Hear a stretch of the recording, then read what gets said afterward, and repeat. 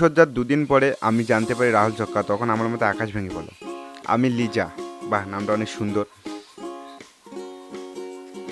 একসময় জীবনটা খুব সুন্দর উপভোগ করেছিলাম, ড্রেস আপ দেখেই বোঝা যায় জীবন অনেক উপভোগ করেছিলাম। টিকটক আমার জীবনটা পুরো শেষ করে দিয়েছিল। আচ্ছা, টিকটকার টিকটক ছিল আমার স্বপ্ন, ভাবতে পারিনি এই টিকটক একদিন আমার কাল হয়ে দাঁড়াবে। অনেকেরই কাল হয়ে দাঁড়িয়েছে টিকটক। আমি বিভিন্ন ধরনের ভিডিও শ্যুট করতে পছন্দ করতাম, বিভিন্ন ধরনের ভিডিও শ্যুট করতাম ম্যাম আমাদের। তারপর হঠাৎ করে আমার জীবনে রাহুলের আগমন হয় 2019-এ। ওর সাথে আলাপের কথা 2019 সালে ঘটনা, তখন আমরা ছোট। একটু একটু করে অনেকটা জায়গা করে নেয় ও আমার মনে মনে জায়গা করে নিতেছে রাহুল। আমাদের প্রথম যে রানাঘাট অবকাশ পার্কে প্রথম পরিচয়, ওর সাথে ইউটিউবে একটা অ্যালবাম সং ভিডিও। বাপরে বাপ। তারপর আস্তে আস্তে আমরা রোজ বিকালে দেখা করতে শুরু করি, পরন্ত বিকালে তোমার স্যার। আমার রাহুলকে পাঠানো শাড়ি পরা প্রথম, ও রোজ বলতো আমাকে শাড়ি পরা ফটো পাঠাতে। আচ্ছা, রোজ বলতো, ছেলে শখ খুব ছিল। আমরাও একসাথে টিকটকে ডুয়েট ভিডিও শুরু করলাম।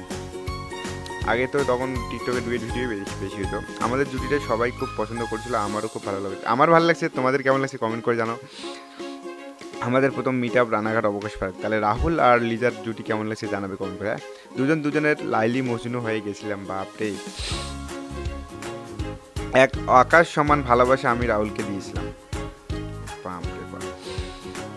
আমরা ফটোশ্যুট করতে গেছিলাম উদয়পুর, যেখানে আমরা পুরো একদিন 24 ঘন্টা ছিলাম। প্রথম দুজন একসাথে কথা দেওয়া, কেউ কারো হাত কোনো দুজন ছাড়বো না, কত কথা ভাই এরকম গেছে। এই যে আমার কিউট বিয়ে রাহুল, হ্যাঁ আমার দুষ্টু বল, বাপরে। আমাকেই তো বললো না কেউ। অনেক ব্যঙ্গ করে ওকে মেয়ে হিজড়া ছক্কা বলতো, আমার খুব খারাপ লাগছে, কিন্তু ও তো টম্বে ছিল। ছক্কা কি, ছক্কাটি সব কিছু জেনে আমার দিক থেকে আমি কোনো ভালোবাসার খামতি রাখিনি। বাহ, রিয়াল ভালোবাসা, জেনুইন ভালোবাসা। আমার জীবনটা যে এরকম সার্কাস হয়ে যাবে বুঝতে পারি কেন, ভাই। আমি ওকে আমার অন্তরে নয়, কোথায় সমাজ রায় আমার মাথায় তুলে রেখেছিলাম। ও আচ্ছা, মাথায় তুলে, সম্মান, রেসপেক্ট, আল্লাহ হাফেজ। হঠাৎ করে 2020 সালে আমরা বিয়েটা করে ফেলি বাড়ি থেকে পালিয়ে, আর এটাই আমার জীবনের সবচেয়ে বড় ভুল। কেন, ভালোবাসার মানুষের সাথে বিয়ে কি সব।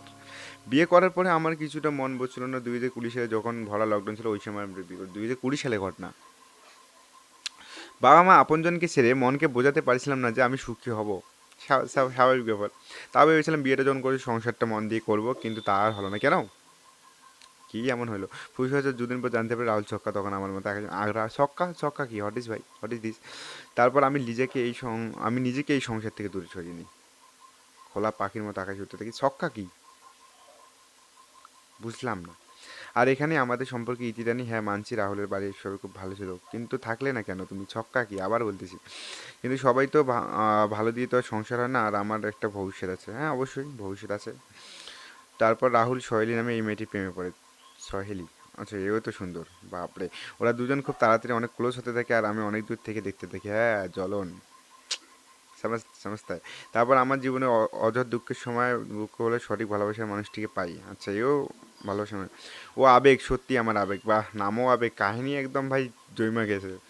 ঠিক আমরা যেখানে গেছিলাম উদয়পুর, রাহুল সহেলিকে নিয়ে সেখানে যাই। ऐसा ही होता है। তারপর স্কুল পালিয়ে দেখা করা শুরু করি, ऐसा ही होता है हमारा, ये ऐसा ही होता है गाइस। তারপর শৈলীকে রাহুলের ওর বাড়িতে নিয়ে যায়, তখন 2021, মানে বিয়ে করার পরেও এত সুন্দর গার্লফ্রেন্ড। ওরা খুব ক্লোজ হয়ে যায়, ওরা আমাদের দেখিয়ে দেখি সব কিছু কপি করতে শুরু করে। আমাদের ভাই সিঙ্গেল হয়ে গার্লফ্রেন্ড জোটে না। তারপর ওরা দক্ষিণেশ্বরে পালিয়ে যায়, আর এরা ভাই বিয়ে করার পরেও দেখো গার্লফ্রেন্ড। সত্যি ওদের বিয়ের মুহূর্ত বিয়ে করে ফেলে। ওরা দুজন খুব সুখে শান্তিতে সংসার করে, কিন্তু এ কেন মানে লিজা কেন পালাইলো। রাহুল রাহুলের বাড়ি সবাই সহেলিকে মেনে নিয়েছে, কিন্তু এই সময় সহেলি কেন বুঝলো না যে রাহুল ছক্কা। আর আমি আমার আবেগের সাথে খুব সুখে আছে, আবেগ আমাকে খুব ভালো, কিন্তু ছক্কাটা কি সত্যি আমি বুঝলাম না। যদি কেউ চেয়েও ধরে রাখতে পারে না, তুমি চেয়ে তো ধরতে পারবে না। দোষটা তো লিজারই ছিল না। আর কেউ পেয়েও হারিয়ে ফেলে, এমনই বোধহয় হয় প্রতিটি ভালোবাসার শেষ পরিণতি। এমনই হয় না সব ভালোবাসা। Thank you for watching. কাহিনিটা পড়ে যেটা আমাকে লাগলো, যে কাহিনিটা এইরকম কিছু একটা, যে হয়তো ছক্কা মানে কি আমি জানতাম না, ছক্কা মানে কি। তো তোমরা যদি কেউ জানো কমেন্ট করে জানো। তো ছক্কা মানে আমি যেটা আইডিয়া করছি, হয়তো হিজড়া টিজড়া এরকম টাইপের কোনো কিছু হবে।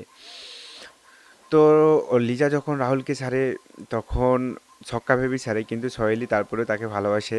এবার হচ্ছে ভালোবাসার পর তার সাথে সুখে শান্তিতে সংসার করতেছে, এবার লিজা নিজের কাহিনীটা শেয়ার করছে ভিডিওর মাধ্যমে, কিন্তু সে কিন্তু তার কাহিনীর মধ্যে তাকেই ভিলেন লাগতেছে, কারণ সে কাউকে ভালোবেসেছে, ছেড়ে দিয়েছে, সে নিজেই ছেড়ে দিয়েছে, আবার অন্য কাউকে ভালোবাসতেছে। কিন্তু সহেলি কী করছে, যাকে ভালোবেসেছে তার সাথে ছিল, সে ছক্কা মানে কি জানি না, তো তারপরে তার সাথে ছিল। তো এইখান থেকে এইটা বোঝা যায় যে ভালোবাসা ঠিক থাকলে মানুষ যে কোনো পরিস্থিতিতে মানুষের পাশে থাকে, যার মতো করে ছেড়ে যায় না। বলবো কিছু কিছু ভালোবাসার পরিণতি ঠিক এরকমটা হয়। তো ভিডিওটা যদি তোমাদের ভালো লেগে থাকে ভিডিওটা শেয়ার করো, লাইক করো, বেশি বেশি করে শেয়ার। আর আমার পরীক্ষার জন্য ভিডিও বানাতে পারছি না কিছুদিন থেকে, তো আমার পরীক্ষা শেষ হলে নতুন নতুন ভিডিও দেবো, ভালো ভালো ভিডিও দেবো।